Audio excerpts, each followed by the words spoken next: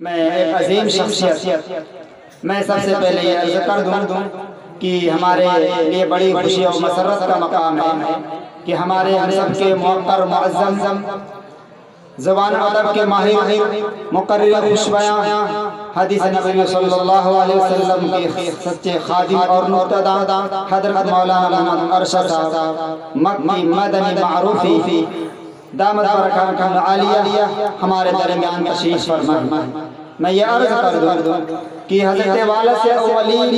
دن سے بڑی گزارش کی گئی تھی کہ حضرت والا اس پروگرام میں شریک ہو کر ہم سامعین کو مستفید فرمائیں، مگر حضرت والا کے پاس کوئی خاص عذر تھا جس کی وجہ سے ہماری درخواست کو منظوری نہیں ملی، مگر ماشاءاللہ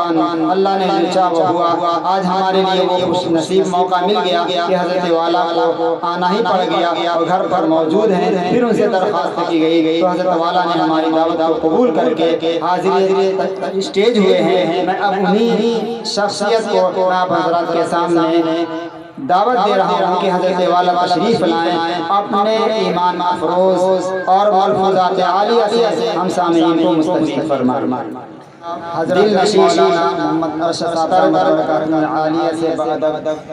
درخواست کر رہا ہوں کہ حضرت والا اپنا بصیرت افروز بیان سے ہم سامعین کو مستفید فرمائیں۔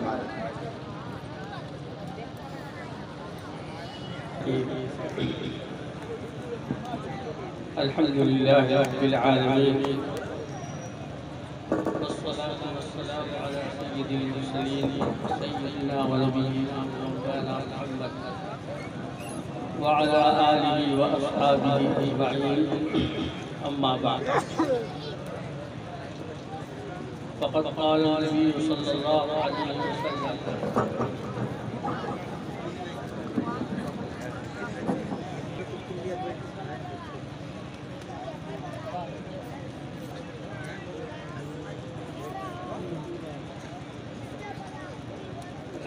قال النبي صلى الله عليه وسلم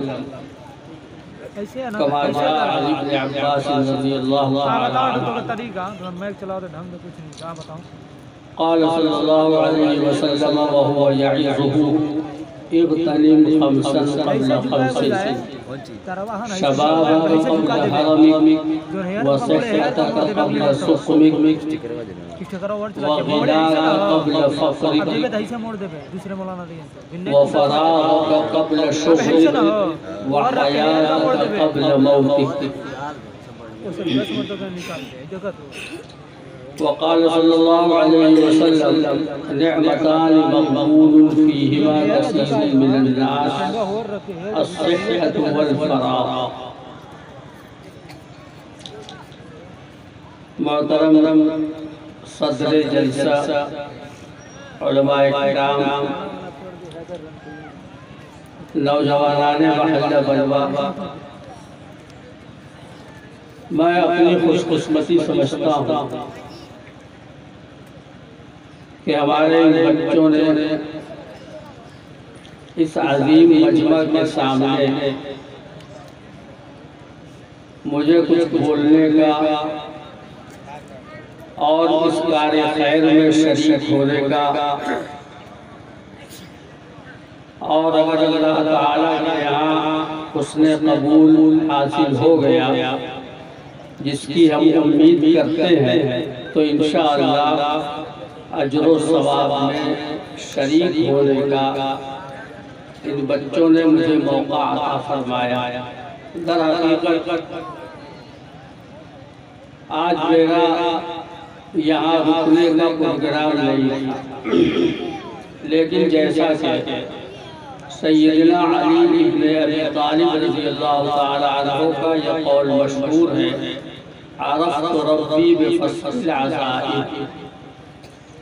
میں نے اپنے رب کو جن باتوں سے پہچانا، جن دلیلوں سے پہچانا، ان میں سے ایک دلیل یہ بھی ہے کہ میں پختہ ارادہ کرتا ہوں اور پھر اس کو توڑنے پر مجبور ہو جاتا تھا۔ یہ اس بات کی دلیل ہے کہ انسان مکمل خود مختار نہیں ہے، اللہ نے اس کو کچھ اختیار عطا فرمایا ہے، لیکن اس کا یہ اختیار بھی اللہ جل جلالہ کی مشیت کے تابع ہے۔ تقدیر کا مسئلہ اسلام کے بنیادی مسائل میں سے ہے، اور جس طرح اللہ پر، اس کے رسولوں پر، اس کی کتابوں پر، یوم آخرت پر ایمان رکھنا ایک بنیادی چیز ہے، اسی طرح تقدیر پر ایمان رکھنا بھی اسلام کے بنیادی عقائد میں سے ایک عقیدہ ہے۔ اور جب تک تقدیر پر کسی شخص کا ایمان نہیں ہوگا، اس کا ایمان مکمل نہیں ہو سکتا۔ اسی لیے حدیث جبرائیل میں، جس میں سیدنا جبرائیل علیہ السلام نبی کریم صلی اللہ علیہ وسلم کی حیات شریفہ کے بالکل آخر میں ہم کو اسلام کے ارکان کی، اس کے بنیادی اصول کی تعلیم دینے کے لیے تشریف لائے تھے، اس میں انہوں نے نبی کریم صلی اللہ علیہ وسلم سے یہ سوال بھی کیا کہ اخبرنی عن الایمان، آپ مجھے بتلائیے کہ ایمان کا مطلب کیا ہے؟ تو نبی کریم صلی اللہ علیہ وسلم نے فرمایا ان تؤمن باللہ وملائکتہ وکتبہ ورسلہ والیوم الآخر وان تؤمن بالقدر خیرہ وشرہ۔ ایمان کا مطلب یہ ہے کہ تم اللہ پر ایمان لاؤ، اس کے فرشتوں پر، اس کی کتابوں پر، اس کے رسولوں پر، آخری دن پر ایمان لاؤ، اور بھلی اور بری تقدیر پر ایمان لاؤ۔ سیدنا علی بن ابی طالب رضی اللہ تعالیٰ عنہ سے ایک شخص نے پوچھا کہ امیر المومنین، تقدیر کا مطلب میری سمجھ میں نہیں آتا، آپ سمجھا دیجئے۔ تو فرمایا کہ طریق مظلم فلا تسلکہ، یہ ایک اندھیرا راستہ ہے، اس پر چلنے کی کوشش مت کرو۔ اس نے دوبارہ پھر پوچھا تو فرمایا کہ بحر عمیق فلا تلجہ، یہ ایک گہرا سمندر ہے، اس میں پاؤں مت ڈالو۔ اس نے سہبارہ سوال کیا تو پھر فرمایا سر اللہ خفی علیک فلا تفتشو، تقدیر اللہ کا ایک بھید ہے، ایک راز ہے، اس کی تفتیش مت کرو۔ لیکن جب وہ مصر رہا تو حضرت علی بن ابی طالب رضی اللہ تعالیٰ عنہ نے اس کو سمجھایا اور بہت اچھی طرح سمجھا دیا۔ فرمایا کہ کھڑے ہو جاؤ، وہ کھڑا ہو گیا۔ حضرت علی نے فرمایا کہ اپنا ایک پاؤں اٹھا لو، اس نے ایک پاؤں اٹھا لیا۔ اس کے بعد فرمایا کہ اب دوسرا پاؤں بھی اٹھا لو۔ کہنے لگا کہ میں دوسرا پاؤں نہیں اٹھا سکتا، گر جاؤں گا۔ فرمایا یہی تقدیر ہے، ایک پاؤں کے اٹھانے تک اللہ نے تمہیں اختیار دیا تھا، لیکن اب اس کے ساتھ دوسرا پاؤں اٹھانے کا تم کو اختیار نہیں۔ تو در حقیقت اللہ نے ہم کو جو کچھ ارادہ دیا ہے، اختیار دیا ہے، اس کی ڈور اللہ جل جلالہ کے قبضے میں ہوتی ہے، اس کے ہاتھ میں ہوتی ہے۔ وَمَا تَشَاءُونَ إِلَّا أَن يَشَاءَ اللَّهُ رَبُّ الْعَالَمِينَ۔ بہرحال مجھے اس بات کی خوشی ہے کہ مجھے آپ حضرات کے سامنے حاضر ہونے کا موقع ملا۔ میرے عزیزوں، بزرگوں اور دوستوں، آج ہم جس زمانے میں، جس دور میں جی رہے ہیں، یہ فتنوں کا دور ہے۔ فتنوں کی ہر طرف بارش ہو رہی ہے۔ حدیث میں آتا ہے کہ نبی کریم صلی اللہ علیہ وسلم ایک مرتبہ ایک بلند عمارت پر چڑھے، آپ کے ساتھ چند صحابہ کرام بھی تھے۔ آپ نے فرمایا حل ترون ما ارى، میں جو دیکھ رہا ہوں کیا تم لوگ بھی دیکھ رہے ہو؟ فإني لأرى الفتن تقع خلال بيوتكم كمواقع القطر، میں تو دیکھ رہا ہوں کہ فتنے تمہارے گھروں میں اس طرح برس رہے ہیں جس طرح بارش جنگلوں میں اور بیابانوں میں اور میدانوں میں برستی، جس طرح بارش کے قطرے تواتر کے ساتھ گرتے ہیں، اسی طرح میں تم لوگوں کے گھروں میں فتنوں کی بارش ہوتے ہوئے دیکھ رہا ہوں۔ نبی کریم صلی اللہ علیہ وسلم نے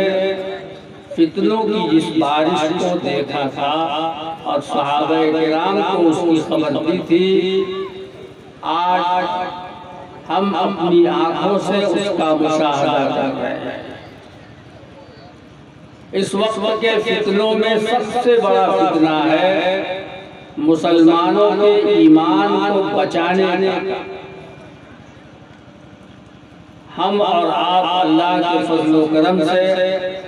ایک ایسی بستی میں، ایک ایسے علاقے میں، ایک ایسے ماحول میں زندگی گزار رہے ہیں جہاں اللہ کے فضل و کرم سے اور ہمارے اسلاف اور ہمارے بزرگوں کی مخلصانہ جد و جہد کی وجہ سے مدارس قائم ہیں، مکاتب قائم ہیں، تبلیغی جماعتیں اپنی محنتیں کر رہی ہیں۔ اسلام کے بنیادی اصول سے ہم بڑی حد تک واقفیت رکھتے ہیں، اور اللہ نے ہمیں یہ شرف بھی عطا فرمایا کہ ہماری اس بستی میں ایک بہت بڑی تعداد ایسی ہے جو دینی تعلیم کو حاصل کرتی تھی۔ لیکن اسی ملک میں بے شمار علاقے ایسے ہیں اور بہت سارے انسان ایسے ہیں جن کو دینی تعلیم سے کوئی واسطہ نہیں پڑا۔ ان بچوں کو اور ان بچیوں کو سیدھے اسکول میں داخل کر دیا گیا، کالجوں میں داخل کر دیا گیا، جہاں محدود تعلیم ہوتی ہے، ہر طرح کے انسانوں سے ان کا سابقہ پڑتا ہے۔ آج مختلف شہروں میں جگہ جگہ سے اس طرح کی خبریں آ رہی ہیں کہ مسلمان بچیاں مرتد ہو گئیں اور کسی غیر مسلم کے ساتھ انہوں نے نکاح کر لیا۔ آج سب سے زیادہ ضرورت اس بات کی ہے کہ ہم اپنے اور اپنے بچوں کے ایمان کو مستحکم اور مضبوط کرنے پر زور دیں۔ ایک مسلمان ماں اور باپ کو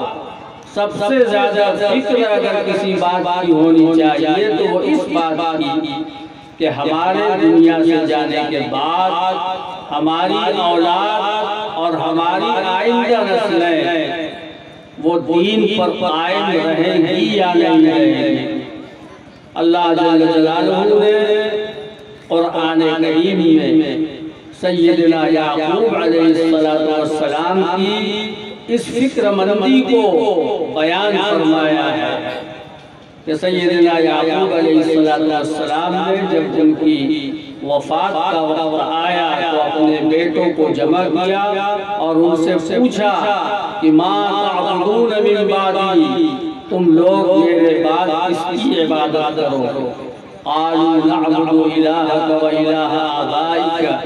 إبراهيم وإسماعيل وإسحاق إلها واحدا ونحن له مسلمون۔ ان سب نے کہا کہ ہم اس کی عبادت کریں گے جو آپ کا معبود ہے، اور آپ کے باپ دادا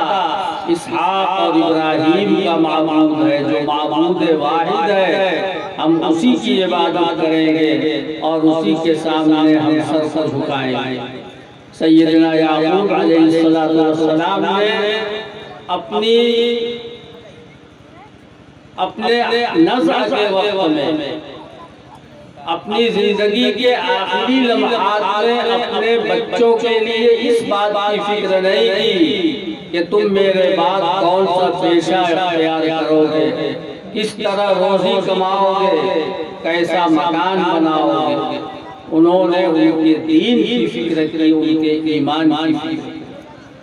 میرے عزیزو، اس پوری کائنات میں ہمارے پاس جو سب سے بڑی دولت ہے وہ ایمان کی دولت ہے۔ اس سے بڑی اس کائنات میں کوئی دولت نہیں، اس لیے یہی وہ دولت ہے جو اللہ سبحانہ وتعالیٰ کے دائمی عذاب سے، جہنم کے عذاب سے ہم کو بچا سکتی ہے۔ حدیث شریف میں آتا ہے قیامت کے دن اللہ تعالیٰ پورے مجمع سے ایک شخص کو اپنے پاس بلائیں گے اور اس کے سامنے 99 رجسٹر پھیلا دیے جائیں گے۔ یہ 99 جو رجسٹر ہوں گے اس شخص کے گناہوں سے بھرے ہوئے ہوں گے، اس میں گناہ ہی گناہ ہوں گے، برائیاں ہی برائیاں ہوں گی، کوئی نیکی نہیں ہوگی۔ اللہ تعالیٰ اس شخص سے سوال کریں گے اَتُنْكِرُ مِنْ هَذَا شَيْئًا، تمہارے جو گناہ ان رجسٹروں میں لکھے ہوئے ہیں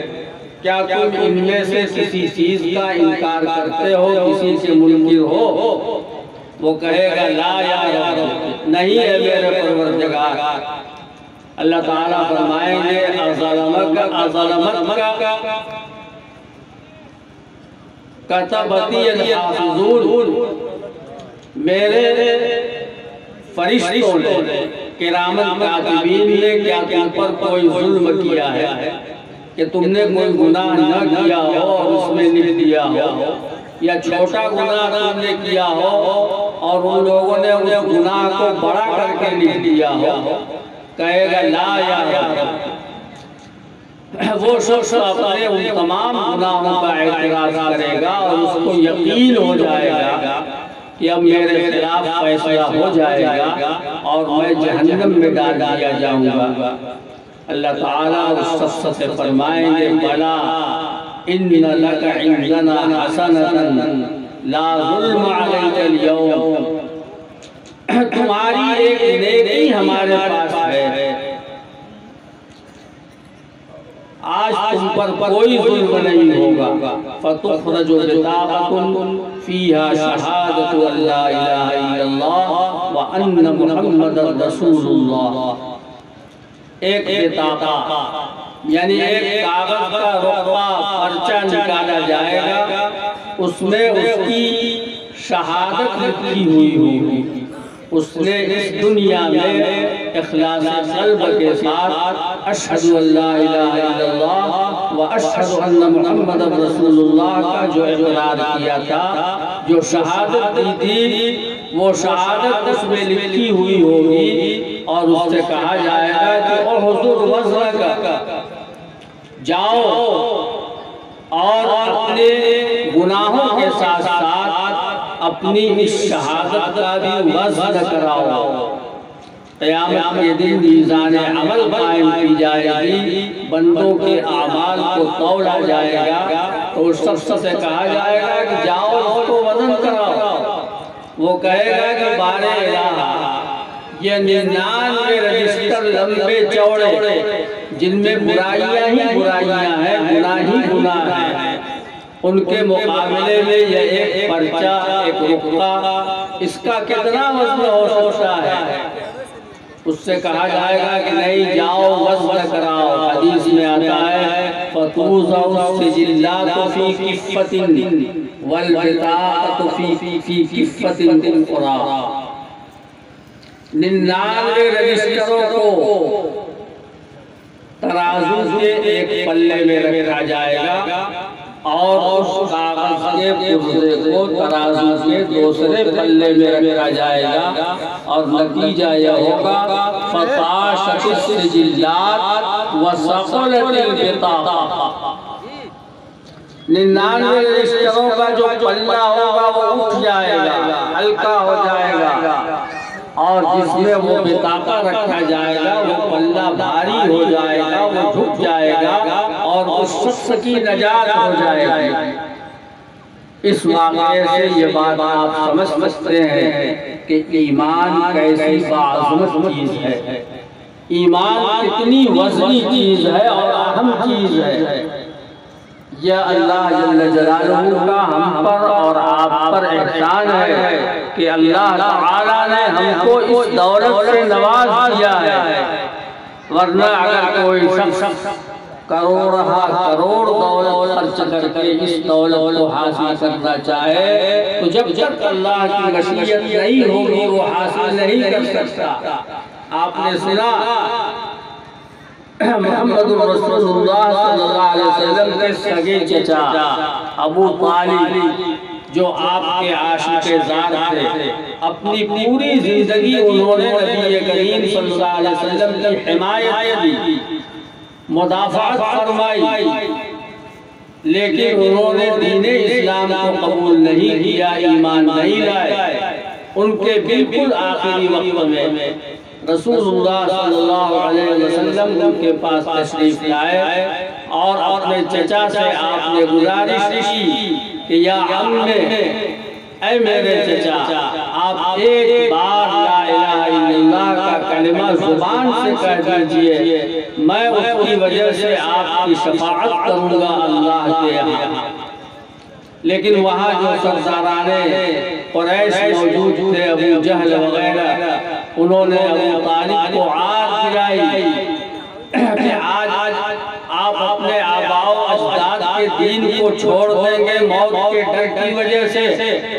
تو ان کا جو آخری کلمہ تھا وہ یہی تھا کہ میں عبد المطلب کے دین پر،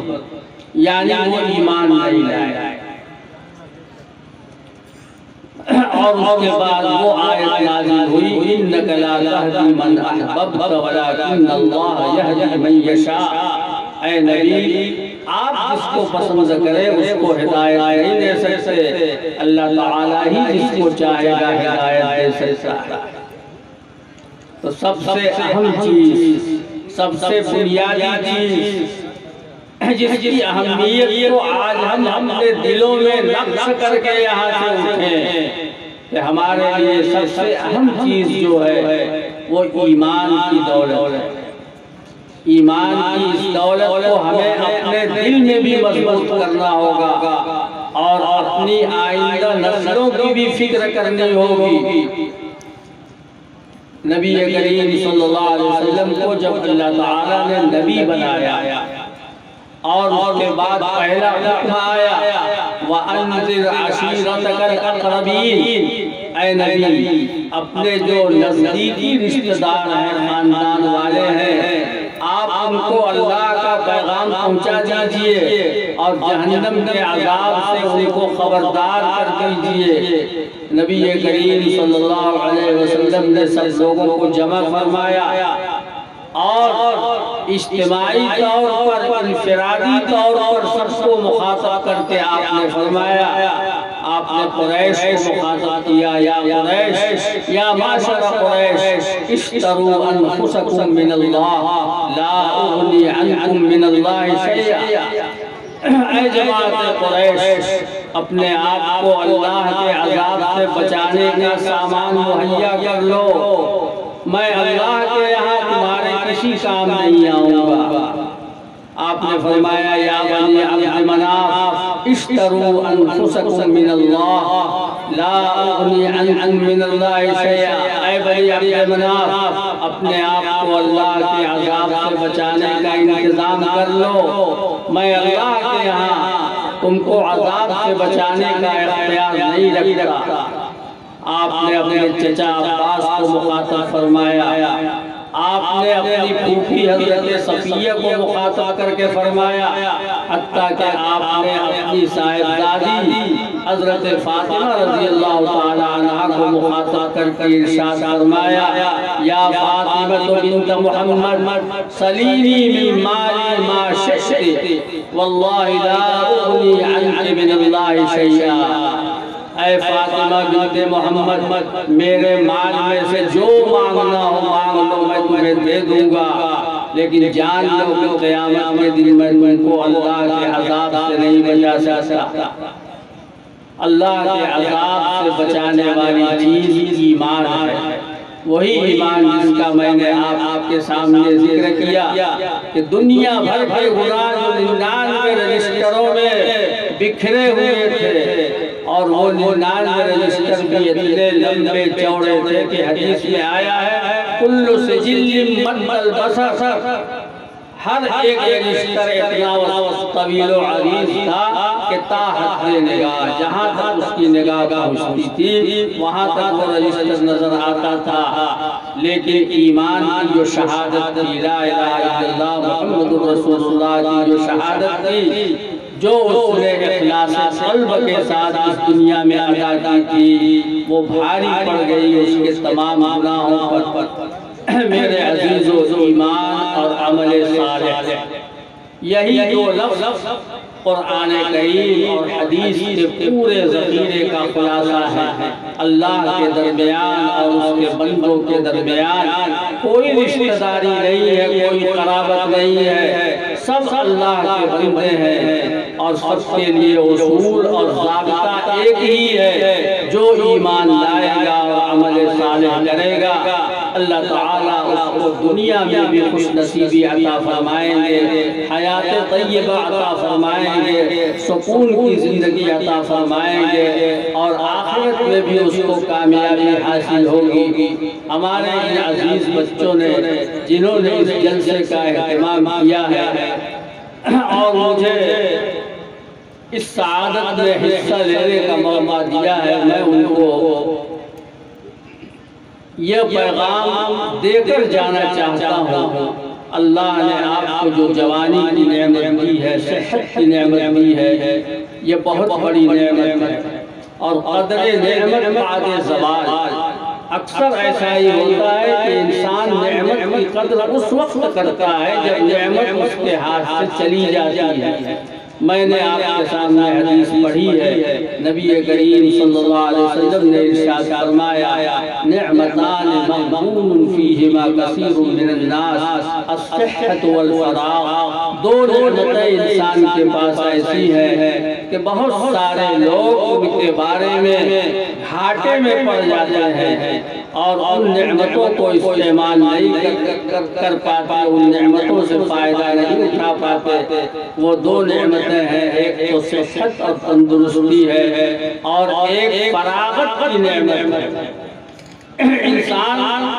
جب تک جوان ہے، اللہ نے اس کو صحت عطا فرما رکھی ہے، اس کے تمام قوا نشیط ہیں، تازہ دم ہے، وہ بڑے سے بڑی عبادت کر سکتا ہے، نیکی کے کام کر سکتا ہے۔ لیکن کوئی بھی شخص ہمیشہ تندرست نہیں رہتا، تندرستی کے بعد بیماری بھی آتی ہے۔ اسی لیے دوسری حدیث میں آپ نے فرمایا، عبداللہ ابن عباس رضی اللہ تعالیٰ عنہما کو نصیحت فرماتے ہوئے، اغتنم خمسن قبل خمسن، 5 باتوں کو 5 باتوں سے پہلے غنیمت جانو، شباب کا قبل حرم، اپنی جوانی کو غنیمت جانو اپنے بڑھاپے سے پہلے۔ بڑھاپے کے آنے سے پہلے اپنی جوانی کی قدر کر لو، اور اپنے آپ کو ان جوانوں میں سے بنانے کی کوشش کرو جن کو اللہ تعالیٰ قیامت کے دن اپنے عرش کے سائے میں جگہ دیں گے، جب اللہ کے عرش کے سائے کے علاوہ کوئی سایہ نہیں ہوگا۔ وَشَابٌ نَشَأَ فِي عِبَادَةِ اللَّهِ، وہ جوان جس کی نشو و نما اللہ سبحانہ و تعالیٰ کی عبادت میں ہوئی، اللہ کی عبادت و طاعت کرتے ہوئے وہ پروان چڑھا، اللہ تعالیٰ اس کو قیامت کے دن جب کوئی سایہ نہیں ہوگا اپنے عرش کے سائے میں جگہ دیں گے۔ تو فرمایا کہ اپنی جوانی کو غنیمت سمجھو بڑھاپے سے پہلے، اپنی صحت کو غنیمت سمجھو بیماری سے پہلے، اور اپنی مالداری کو غنیمت سمجھو محتاجی سے پہلے، اور اپنی فراغت کو غنیمت سمجھو مشغولی سے پہلے۔ آدمی جب عیالدار ہوتا ہے، اس کے بعد بچے ہو جاتے ہیں، اس کے بعد کسب معاش کی مشغولیات اور بہت ساری مشغولیات اس کو اس طرح گھیر دیتی ہے کہ کہ اگر وہ چاہے تو عبادت نہیں کر سکتا،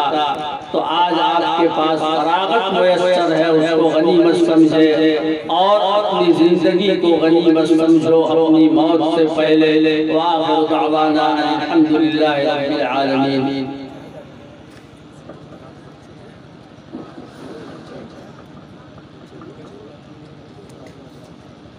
جزاک اللہ خیر الجزا۔ ابھی حضرت والا ہمارے درمیان موجود